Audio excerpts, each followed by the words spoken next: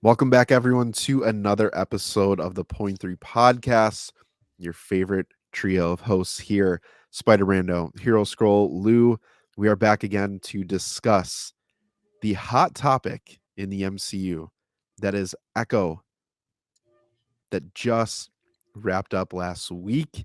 The newest and first addition to Marvel Spotlight gave us a lot of talking points. And we are going to be breaking down what we thought about the entire project, how it affects the MCU, what we liked, what we didn't like. But before we jump into that, everyone, if you like what you're hearing while you're watching this video, give this a thumbs up, subscribe down below, follow us on our social media platforms because 2024, the Point Three Podcast is here to give you everything that you need to know about the MCU and the DCU, the superhero genre. And again, as always, heavy spoiler warning. If you haven't watched, pause the video, check it out, come back, and hear what we think. But Hero Scroll, it's gonna kick it us. Hero Scroll, you're gonna kick it off and throw it over to you. What did you like about Echo? I'm glad we're starting off with what we like because there is a lot to like about this series, and I think if you were in our Discord, you got to see some of the excitement as we continued on through the first half of it during release day. We were talking it up, but for me personally, the thing I personally thought did the most for me was the grounded storytelling that they promised for a little bit, and then the tone of Echo. It felt completely different and a very refreshing take on a superhero project. If you saw our preview for Echo or the reasons why you should be excited on the live stream, one of the things we talked about is that it's been well over a year since we've gotten anything street level that's a little more grounded, that doesn't have to do with cosmic level multiverse, madness. It's been a while, and this brought that. And I think for the first bit of the show, definitely, you know, uh, it was like taking a drink from an ice cold water after a hot day. It was like, yeah, this hits the spot. It was nice. It was really nice. Um, the next thing I would also say, I really like the fight scenes. The fight scenes were really good, and that's Yes. all I can say. we're gonna get deeper into it, but Spider Brand, I think that was something you gave us a really good point of like there was a word that you threw out there and there's a way that you differentiated it. What did you like about the fighting in that aspect of the show? Oh, okay. So I liked, I really liked the brutality that the show had when it came to just knocking people's faces into anything and blood and um just being brutal stuff to get its TVMA rating. But I did not like the way the fights went about, except for the first episode. The fight scene in the first episode, phenomenal. But after that, to me, they just felt like they just went downhill. I don't know why. I know you guys, we argued a little bit, but to me, it just felt so cheesily choreographed and weird. But the brutality was there, 100%. I think they tried to be too brutal at some point, which led to the awkward camera angles I didn't like, or just the way it was done. Interesting. I liked. I mean, in our review or preview, our preview episode that we did, we really, I think, for the most part, knew what this was going to be from that physicality aspect, having its rating, what it's going to look like, knowing that it's pulling some cues from Netflix Daredevil, but obviously not being to that level that we saw, you know, from what they did over there and that whole team. But I will say what I really did like about this were the initial fight scenes and kind of getting Maya's backstory and how they incorporated this being a Marvel Spotlight, right? In terms of not knowing necessarily what was coming before this. As a casual fan, you're not supposed to, or you don't have to know everything that's going into a Marvel Spotlight project. But it was very interesting and unique in the way that they put Maya's story together, giving us clips from Hawkeye, but then also kind of pulling in when she came across Daredevil in her young crime career, if you will. And that by far and away is probably one of my most favorite MCU, most memorable moments. That entire fight, the attention, the detail from when they busted in, like the two fist goons that she was with, I forget their names. Like, bro, they were putting in work.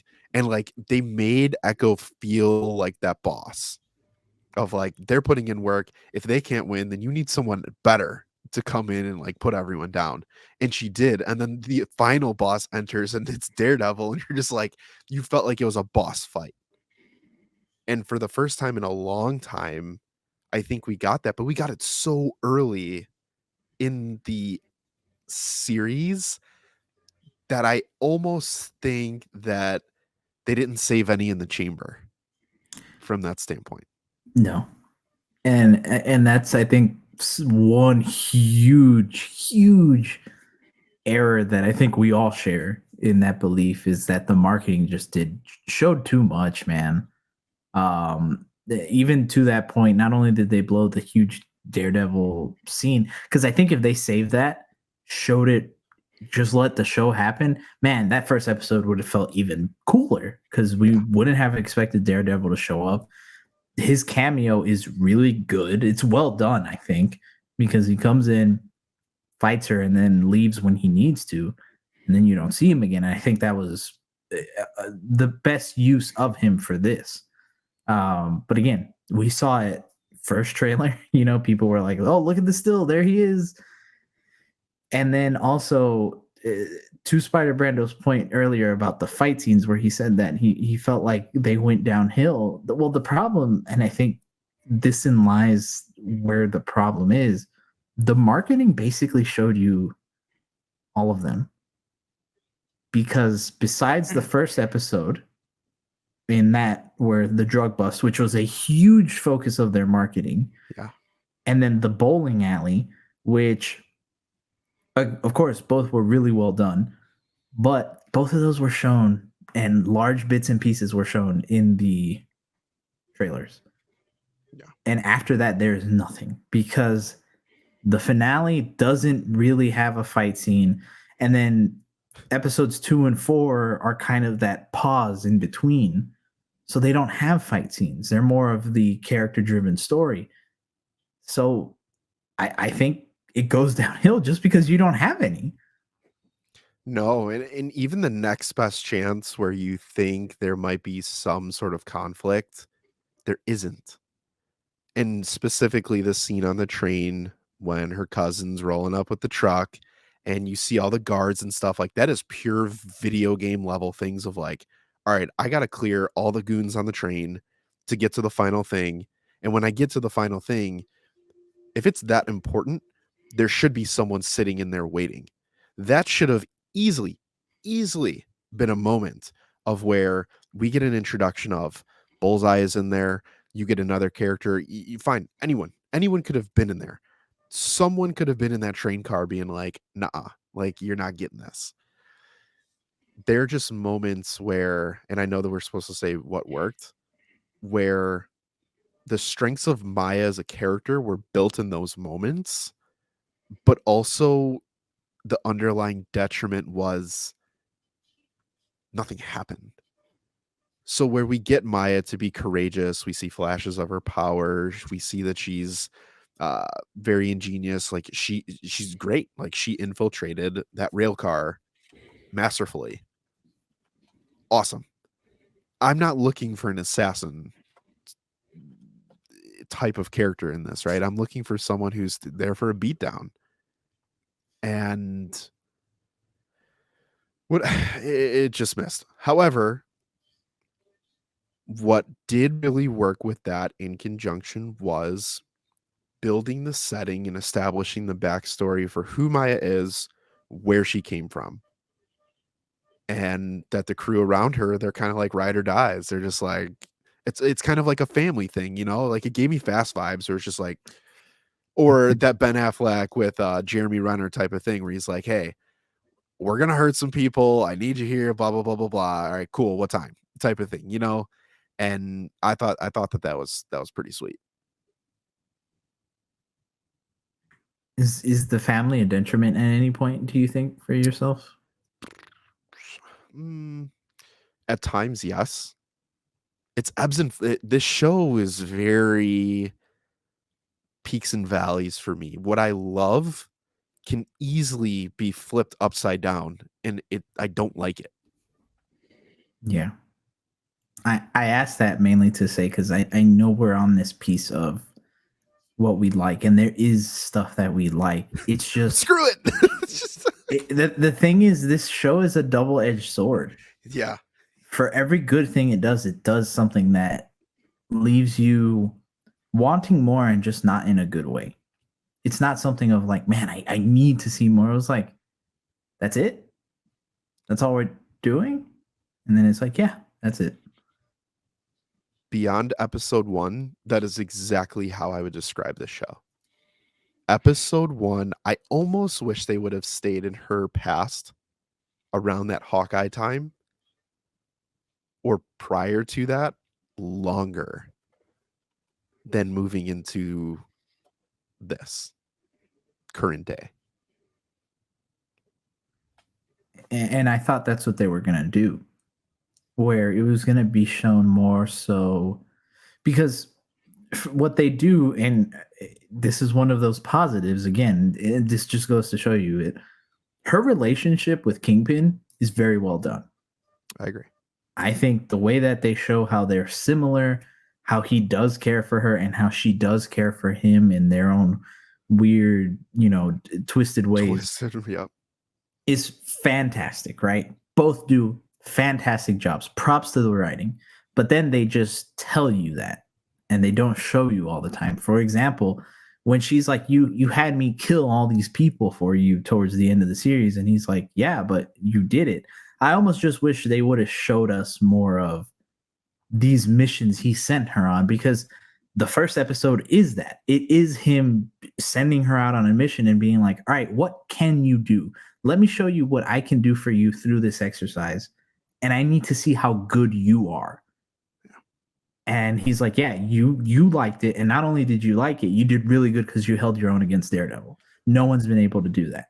But here, pause there for a second, because if this was a Netflix show and it was a part of the Defenders series, there is no question in my mind that we would have seen her on the subway in New York with lights over her face, hands in her pockets, sitting in the chair, and she's going through these flashbacks and she's just beating the crap out of people. And you hear fists as a voiceover. Maya, Maya, Maya, Maya, Maya. She gets off the train, something happens, another flashback. Like, that's what they did in those series.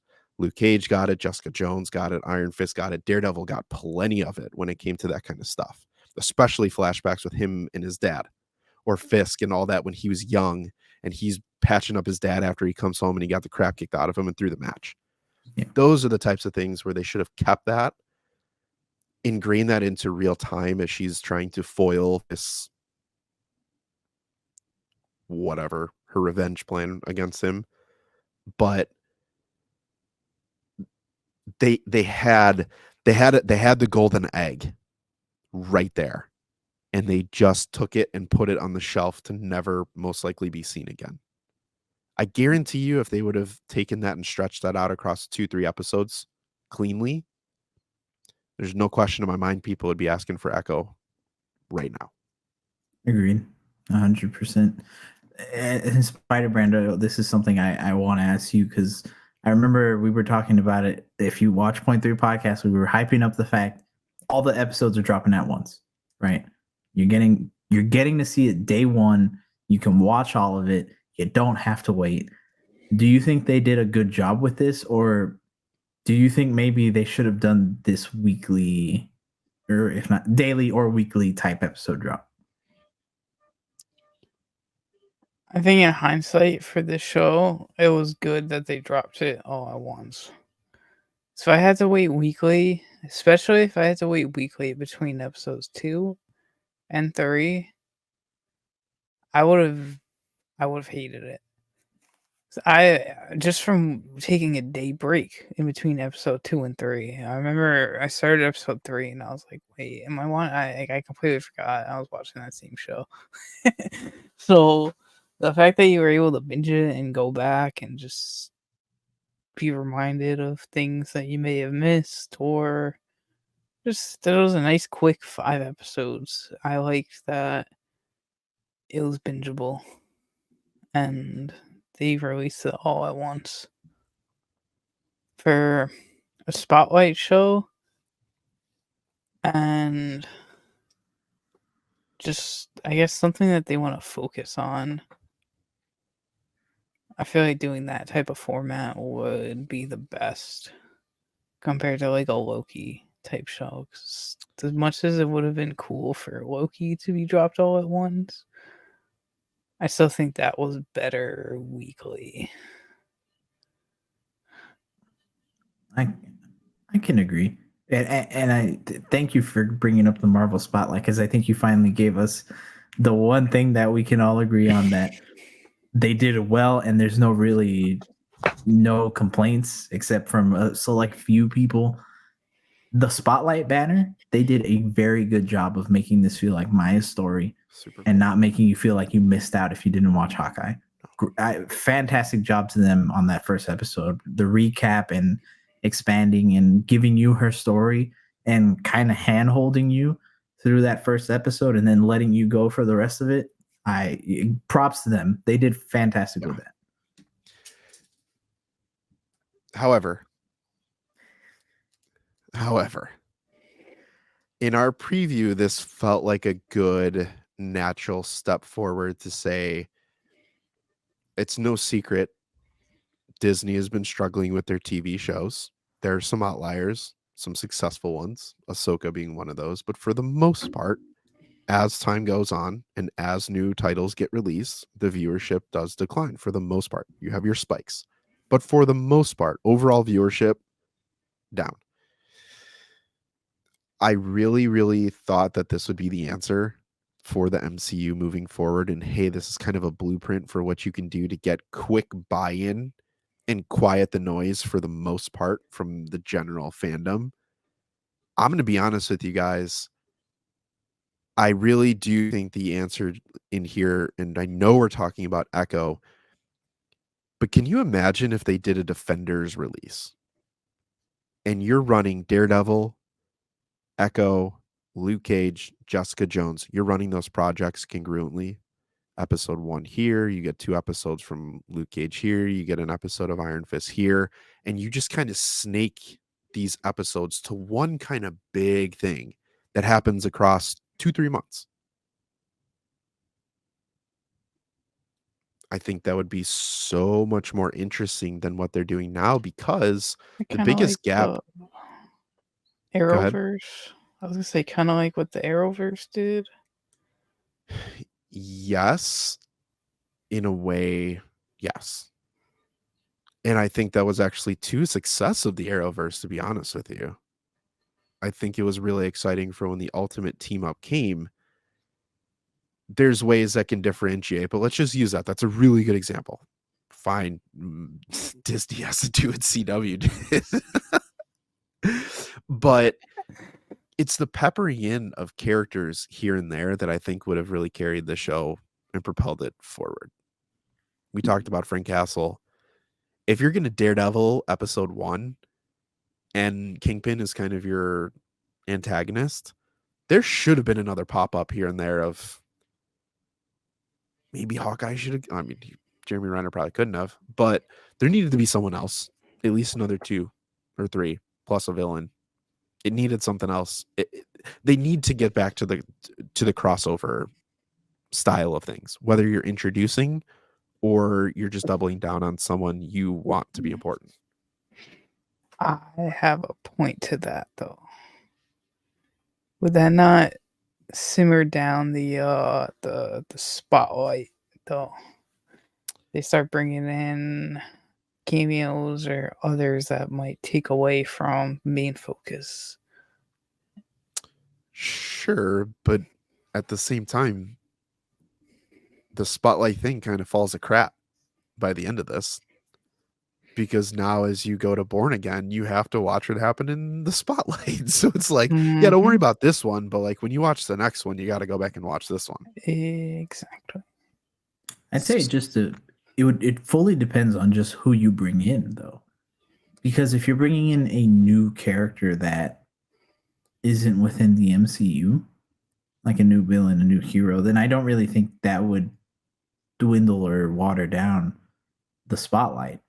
However, if it's a pre-existing character, and this is why I say they use Daredevil in a really good way, because if he was there a little more, it would definitely then require people who haven't seen Daredevil to be like, who the heck is that guy?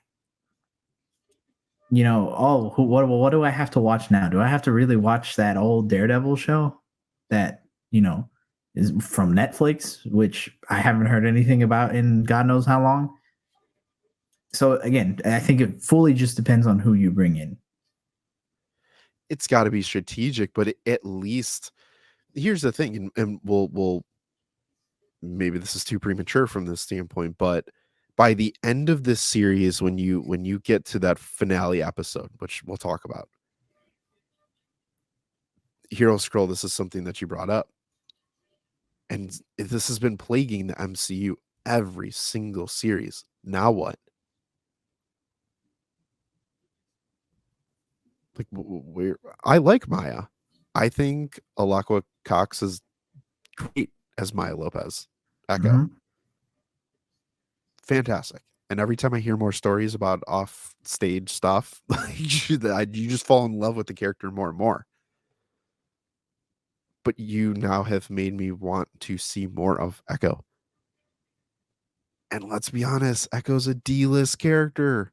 Echo's not even comic accurate. I know nothing about Echo, and I don't really understand Echo.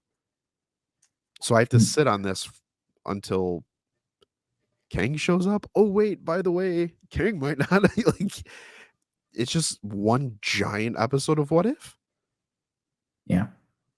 And man, before we dive into the finale itself, that you hit the nail on the head with that, where it's like, what's next? And I hope that I don't, and again, this is not necessarily a problem that happens just to the Marvel Spotlight, because again, this has been almost the entirety of phase 4 and 5, where it's like, excuse me, okay, that happened.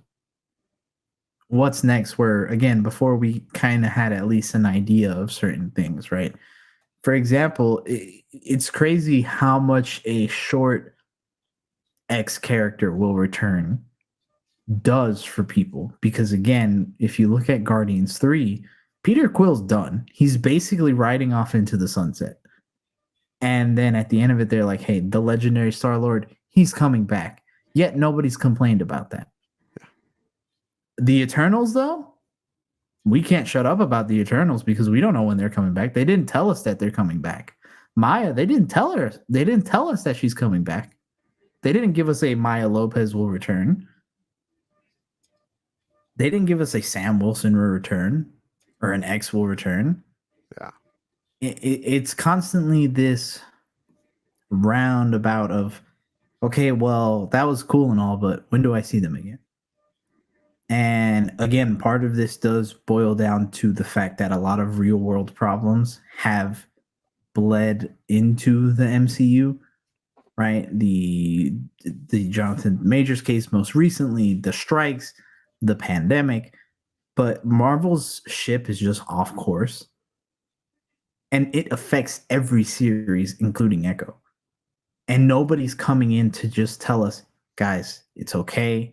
This is what we're going to do. Nobody's telling us. Either that they're going to be like in something that Lou, you said earlier in our personal chats, they're not coming out and telling us, hey, we're just going to divide sections of the MCU. We're going to give you a street level, cosmic, and, you know, an in between. But we don't know that. So we're just like, well, when the heck is Echo going to meet up with Kang? If Kang happens, we don't know. Or when is Echo going to meet up with the mutants? We don't know. No, but here's the other part though, going back to the very beginning of what we said for this. Street level, grounded character. Oh, by the way, if I told you, if we went back in a week or two ago and I was like, guys, craziest rumor. Daniel RPK gave us something. Oh, by the way, Echo's going to have these wild mystical powers. You'd be like, what? Like, this is supposed to be a street level character, no? And then you're like, well, what's her next project? I'm like, I don't know. Probably could be Battle. I mean, shoot, she might. Her and America Chavez team up. We both got weird powers. Nobody knows what to do with. Let's be the dynamic duo. And Gaia. Like the list. Okay. Here's my small non-tangent comment. For as good as this series was for the title character in making them interesting, Marvel is hellbent at this point now on giving you things that are just question marks. We're just going to add another question mark to a multiverse saga. I really feel like when they were like, what should we call this next saga? Because 3 years ago when WandaVision came out, we didn't know what it was. And they're just like, the multiverse saga. And we're like, sweet, multiversal stuff. Does the multiverse really mean multiversal? Or does the multiverse mean we don't know? I feel right now, this is the I don't know saga. To that point. And this is why, again, Echo is such a double-edged sword where it messes with its own, hey, yeah, we're going to do a street level. But like we said, we're going to give her these weird mystical powers, and her ancestors are going to be aliens. How did they get to this world? They went through something. What did they go through? We still don't know. Mm-hmm. How exactly does her powers work? We still don't know. Because at the end of it, and this is, part of the finale when Kingpin's like, what did you do? I asked myself the same question. What did you do? I cracked up when you said that. Yeah. It's legitimate though, because then you get to the point now where it's like, I could either see Maya get a follow-up on her ancestral powers and get answers to Echo Season 1, or we can follow up and see what Loki's doing at Yggdrasil and what happens there. So where do we tell that next story that goes to, I don't know. That is the hard part, because the current modern MCU fandom typically is peeking over the fence to see what's next because we want to chase after phase 3. That hasn't gone away. Now, when people are peeking over the fence, if they're even wanting to peek over the fence, they're just waiting to see someone else who's doing it. And they're just like, hey, did you see anything? And they're like, no. People aren't even doing it for themselves. But it's not even a loose end. This is the crazy part. Would you rather see Maya get a follow-up on her powers or find out what the Celestial's doing in the ocean? Ocean. 100%. Another project with nothing. The world just goes on. Yeah. It just does. Like, we just, I don't know. Yeah. But let's bring it back to just Echo though, right? Because I think it's very, very, very true what we're saying. But I think, some people might watch this and go, well, what about Echo, the series? And it's like, yes, even Echo does have its problems still. And I think, at least for me personally, and Spider Brando, you agree, and Lou, I don't know how exactly you fall on it.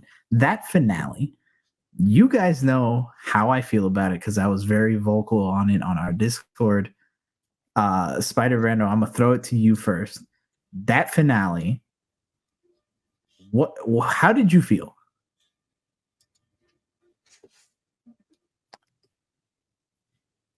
I don't know how to feel. Can I throw one thing in here real quick before we say it?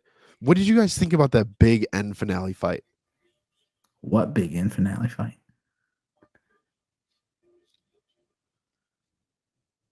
Oh, you mean that one? We The one that never Spider-Man went happened? with brutality, fighting. That is what made Echo appealing, from marketing, from eh, everything that we've just said. And if I were to tell you, by the way, there is no big finale fight, you'd be like, whoa, what was the point of this? I don't know. That's my thought on the finale. I don't care what else happened. I don't care that she got powers. I don't care about the mid-credit scene. There was no there was no beatdown. It didn't feel like a finale. No. The entire time I asked myself, what is going on? Because, right, Kingpin's like, hey, you need to come home. She's like, nah, dog, I'm not. So he's like, cool, I'm gonna kill your family. Why? Because I'm the Kingpin, which is like fine, right? Good motivation for Kingpin, fine. Then, for some reason, he goes to the powwow thing that they have, and then he holds everybody hostage, talks to her instead of killing. Because I genuinely thought, okay, he's gonna kill someone. He's gonna be like, hey, I'm gonna make you choose between your grandmother and your cousin. Who am I going to kill? The other one lives. The one dies. You have to pick. And if you don't, I'm going to kill them both. And I thought, okay, she's going to have to fight and save her way out of it with help from her, powers a little bit. Okay. But then they're just like, he just talks to her and then he's like, I'm going to kill him. And then she's like, no, you're not, because I'm not by myself. Proceeds to see all the ancestors, just stands there in front of him. And he's like, cool, what's going on? And then explain. I wish they explained when she had this power, because it just feels like she just materialized it. And with the grandmother, it kind of made sense because the grandmother is technically of the same lineage, right?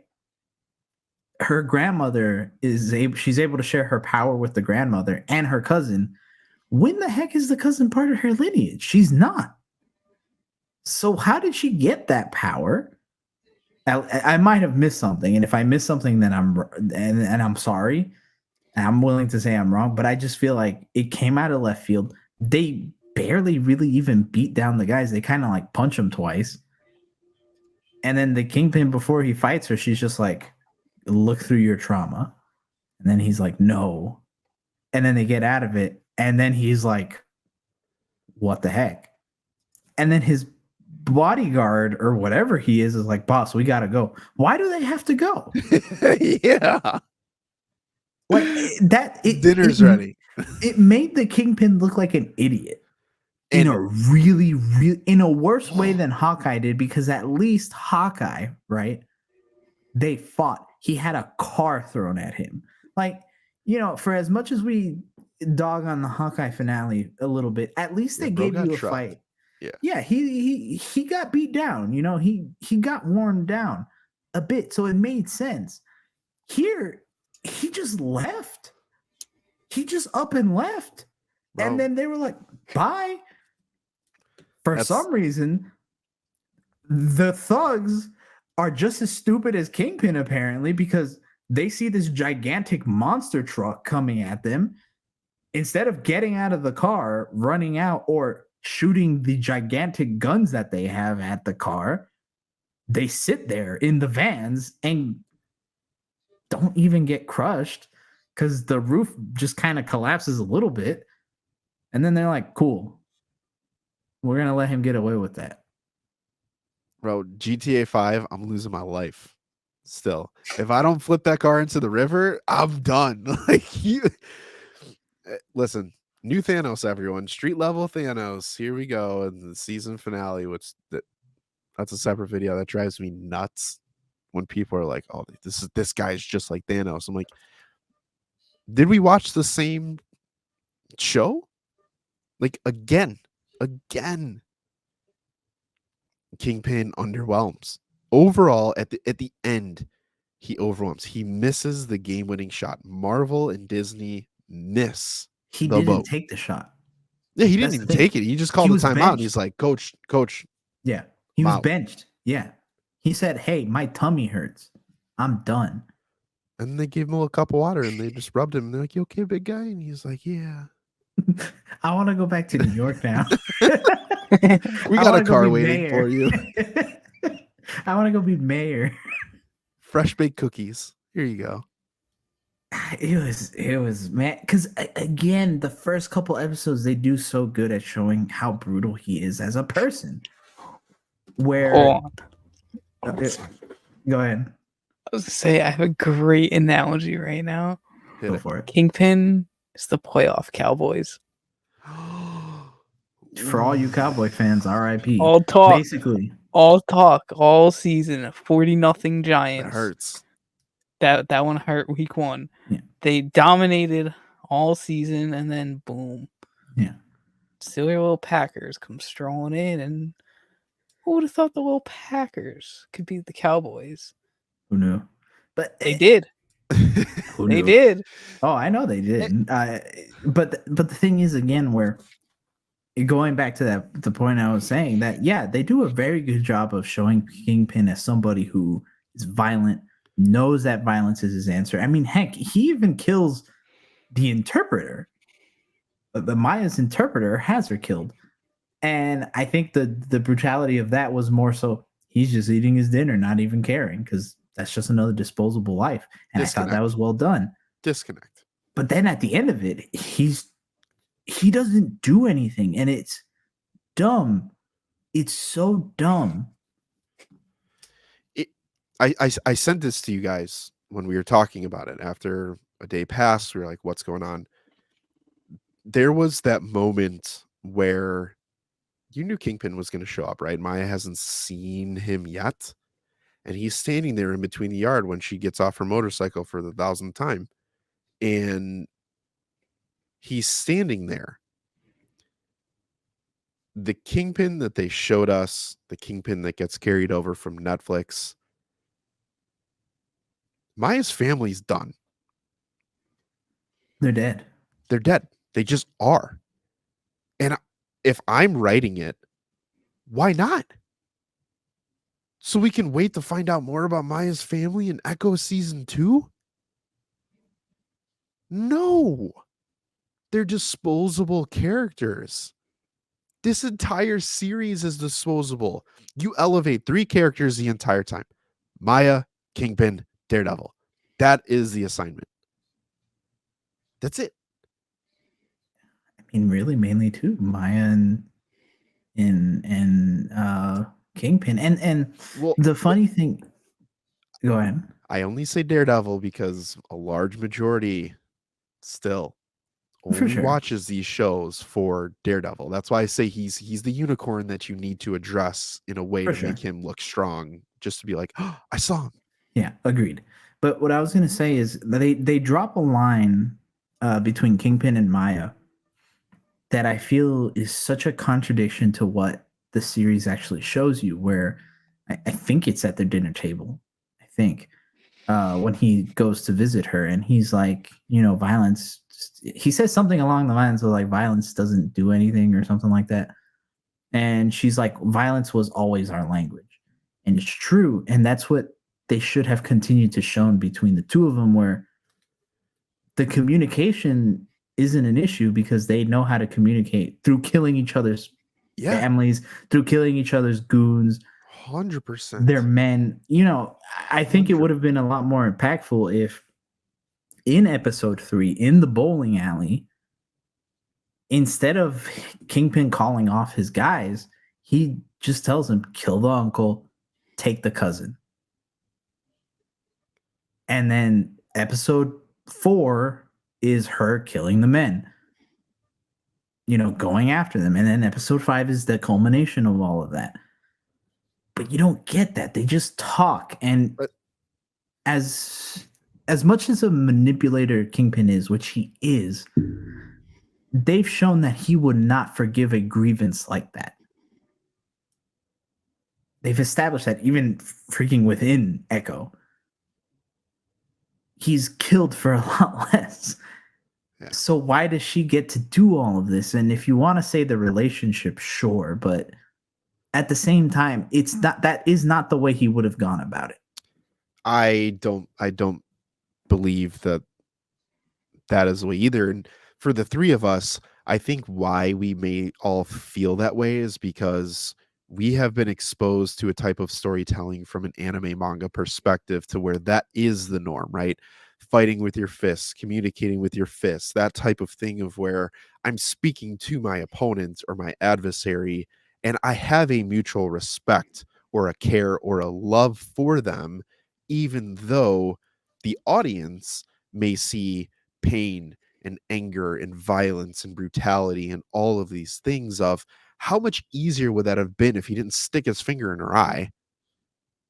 And instead, he's just like, we have to be physical. That's how we figure this out. I throw you through a car windshield, you kick me through this. I catch your leg and I break your prosthetic off because I know how much it means to you and how much it's going to hurt, but I'm doing it because I love you. Because if you don't stop, I'm going to kill you. And maybe that's what you need to be taught. Yeah. And that's why the finale they should have fought. And I think you can still have your weird healing trauma scene, but I think it would be a lot more impactful if they fought to I don't know, some kind of stalemate, or where she gets some sort of advantage and he's like, kill me. She's like, no. Or he's about to kill her and then she's like, the trauma. She takes him to, visit that. I think that would be a lot more impactful, to where his "what did you do" to me now makes a lot more sense and isn't as confusing or stupid, because it feels like it came out of left field for no reason. So let me ask you guys this, and Spider-Man, I'll kick this to you. Would you have preferred if they would have done that, had the fight, and Maya would have still aligned with Kingpin at the end of this? I think so. I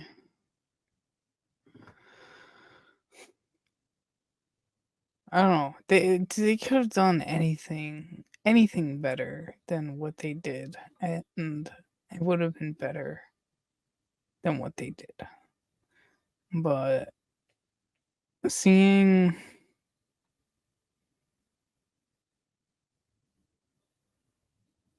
honestly, that's all I got. I don't really have much reasoning or whatnot.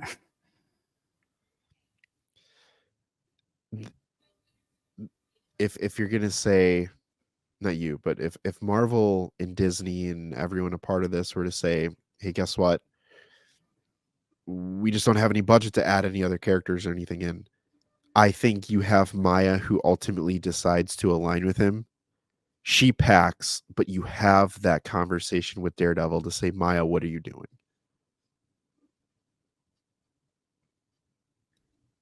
This isn't the way. I've seen you. I can hear it. Right? That's something of like, I can hear what's inside of you. I know you can't hear, but there's something that I'm doing. Like, he communicates with her in a way to where I can feel it. And I think there was something cool that I saw floating around online to be like, hey, it's confirmed that Matt Murdock was still alive during the blip. Given his powers and where he was at, it's possible that he heard all the people getting blipped. Yeah. And like how that would have been like to connect with him on that level, or connect with Maya on that level before she leaves and makes her second guess, because she is been emotionally manipulated and all those types of things. She doesn't have family to lean on. That's why your family needs to go. I have nothing. There's nothing for me here. While Daredevil's been on Kingpin's case, and then you pull that over to Born Again, and then I would expect to see Maya in Born Again. Yeah. And I honestly thought that's what they were trying to lead up to, because through it, she's playing at the idea of, I want to be the queen pin, basically. Yep. And then she just drops that at the end. She's like, nope, don't want to do it anymore. And they're like, why? I just don't, because violence is bad and Kingpin's bad. I don't want to do that. But yet, through the first couple episodes, she still knew that. And while it does feel like she grew, I feel like she grew in the negative way, where it's like, I'm just going to use what I can I still appreciate my family and what I have with them, and I'm not going to put them in harm's way, but everybody else is expendable. It is super contradictory. Yeah. And again, it's not just the finale. And I think as we've talked through this whole conversation before we close it, this makes me realize, and I said it when we hopped on before recording, that if you saw us on our social medias, I think I said 757. Yeah. 7.5 or 7. And as I've talked through it, because we've saved our thoughts specifically for you guys, and this episode. It's quite difficult to do. Yeah, very. As I've talked through it more, the more I realize I don't care for this show. So I think it is a little lower for me, honestly. I don't know if this is a 6 or a 6.5 out of 10, because again, that double-edged sword hurts so much the other way. It does as much harm as it does good. That's fair. Yeah, I mean, I still wouldn't say it's the worst MCU project. No, not by far. I am just trying to still navigate between, as an MCU fanboy, what I really want. And this is the second time I've gotten a Kingpin who, the Netflix Kingpin, is right next to Thanos as my favorite, and Joker is my favorite villain of any superhero live action project. And they just keep making him look like an idiot. Yeah. By the end of it, he comes out of it, it's just like, you're supposed to be the crime lord of all crime lords to be the street level Thanos? Like, no. And it has nothing to do with him getting beat down by 2 females. It's just dumb. Like, there's a complete disconnect of who's trying to tell Kingpin's story in the MCU. Yeah. Because I would, even though he got beat in Hawkeye and he felt a little more less incompetent, I do feel like it was a ding to the shine a little bit. Like, you know, when you get your new phone and then you drop it on accident, you're like, oh crap, I didn't have my case yet. You know, that's what it kind of felt like. But it was still there. They had enough of the mystique to still be like, hey, no, he's still the Kingpin. Here, they just kind of like, they looked at the phone and they were like, oh, a crack. Don't. Do you guys think this is more of Vincent D'Onofrio knows who he is as an actor when he portrays Kingpin, and then they hand him a script and they're like, you got to say this, and he's like, I mean, you're paying my bills, so I will. Yeah. Because sometimes I get those where, like, the peak Kingpin in this is not necessarily what he's saying, it's all of his mannerisms. When he's sitting at the table, the way he turns his head, the way he wipes his mouth with a napkin, puts his stuff down, stands up, fixes this, does this. Like, the way that he carries himself as Kingpin is like when he first walked up when the cops were there after she broke that, and did the whole motorcycle thing. And he strolls up and they're like, do you know who that is? I'm just like, damn. Like, do you know who that is?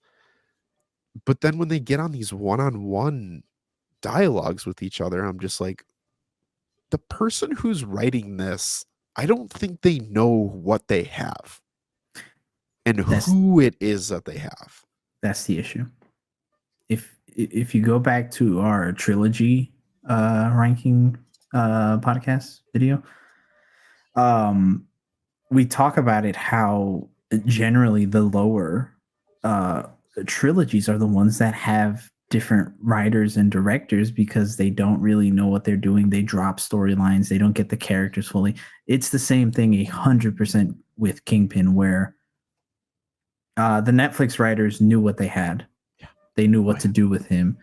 Hawkeye, I feel like they knew. They just had to, unfortunately, because of where they wanted to put him, they had to change certain things. Fine. Echo felt like it felt like in some parts they knew, and then in other parts they said, we're just going to write him to fit what we want him to do and not what he would actually do. And that sounds very like, actually type of comic book nerd, but it's not. It's more so just going off of what they said is canon, the Netflix Daredevil. He does not feel like that. No. And remember, for Hawkeye, the person who was costume designing didn't know what character was going to go into that Hawaiian shirt, white suit. It was just picked. And they're like, oh, shoot, it's Kingpin. And they rolled with it, which was a terrible idea. But Echo, I think it was, listen, by the end of this, I still think Echo was a step in the right direction, but it more was like you started your car and you took a step out of your garage and you opened the garage, but you never left your garage. You just are like right there in front of the door. You're just like, damn, I gotta go. You're just like, well, then go. And you're just like, I can't. You know what? You know what this reminds me of? The episode of SpongeBob where he's writing his essay. And he's like, I'm doing it. I'm doing it. I'm doing it. And it's like a little, and it's just montage. And it's just Yeah. Like that's what this feels like. Episodes. Yeah. This is what that feels like. But it looked real nice. It looked really nice. And it was like, oh, they did a lot of good in this. And I hope that they take the good and put this into other things. I think the Spotlight, the grounded storytelling for the first little bit, great. The action scenes, I hope they take that and just expand upon it and do more of that. The episodic drop, throw that out, give it all. I think that helped a lot. I hope they take that kind of stuff and continue to put it for their future TV releases. Yeah. This felt very much like a prototype. Good experiment, not a complete failure, but I'll say this. If they would have had this level of physicality, brutality, and peppered this into the Phase 4 Disney Plus shows, I think WandaVision could have been stepped up. Falcon and Winter Soldier had pieces of something like this, but kept it very MCU. I'm not asking them to change the philosophy of who they are, but I'm kind of asking you to change the philosophy of who you are. Your Stop shows teasing. Exactly. Stop teasing and be comfortable knowing that you can release your shows on any cable network platform and people will watch. This should be able to show up on FX. This should be able to show up on ABC. This should be able to show up on Fox. This should be universal shows that anyone can watch anywhere at any time. And I don't know, dude. You guys know me. I have been on the fence of being like, the MCU is going to a great place. And you're like, all right, man. Like, yeah. And I'm like, oh, here we go, Echo. And I'm like, damn it, not again. I think we all were. You look at our preview, we were very excited for this, and I think it just didn't hit. So that being said, before we finish, after talking it through, because again, I said it earlier, it changed for me from a 7 to maybe a 6.5. After talking it through this 53 minutes, what do you give Echo? What is your updated ranking for Echo Spider-Brando? Has it changed? You originally gave it a 7. It is still a 7.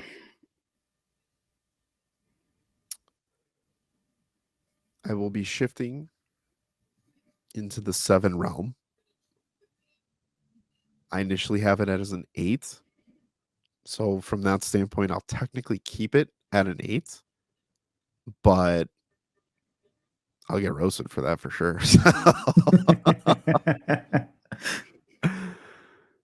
What did you have it at? I had it at a 7.5. I honestly, the more I've talked about it, the more I'm leaning to 6.5. Man, you guys are making me. I gotta redo that graphic. No, Not at all. I'm kidding. I was just saying that's a joke. That's good. Here's the hard part though, is because we try to do a really good job here at the Point 3 podcast to talk about the specific project we have in front of us, who it's about, keep it centered, what we liked. hard to do, but I think Marvel specifically did Echo a disservice. Yes. And put the character in a position that was unfavorable. It was a position coming off the heels of Hawkeye, the first Marvel Spotlight, TVMA, comparisons to Netflix. Like, it had a lot to go against. And again, double-edged sword, I think, is the greatest description of this, and brutality and the differentiator between what that's like within the fight scenes as time goes on are the two highlights that I think will stand out for the show as the future comes. But to me, this show will never get any better as time goes on. There's nothing I see in this show that I'm like, okay, when the next project drops, like, for sure, like, we might look back on this for a ranking in 2025 and be like, oh, Echo is a little bit better than maybe we first gave it credit for. Nope. I honestly see it going down even further. Yes. Because and again, and I think we've done a good job of solely keeping it focused on Echo as much while talking about what this does happen to the broader MCU. If Born Again comes out and fixes these types of problems, where it sticks to the grounded storytelling fully, it sticks to a better Kingpin, it sticks to better action, choreography, and everything, and adds more of it, and storytelling, motivations, all of the above, right? It's just going to make Echo look a lot worse. And then if they release another Spotlight banner or another Spotlight that is more street level, say an Iron Fist, Luke Cage, Jessica Jones, right? It's going to make it feel even worse than what it feels now. I want to leave you guys with this. If you guys have seen floating around the John Bernthal quote about everyone has a little bit of Frank Castle in them type of thing, right? There's a follow-up to that quote and comment that he was talking about. That's a source that comes from Collider. And the next piece to that is, he says, I also know that it's absolutely essential that if we do it right, and we have a real sacred integrity to the source material.